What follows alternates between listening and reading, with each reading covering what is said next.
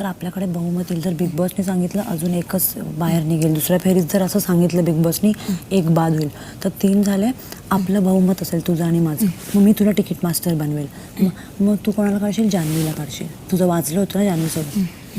मी कोणाला काढणार आहे? अभिजितला. पण जान्हवीला काढशील तर मग मी तुला सेकंडमध्ये तुला हे तिकीट कलेक्टर बनवेल. माझं बहुमत मग तुला असेल.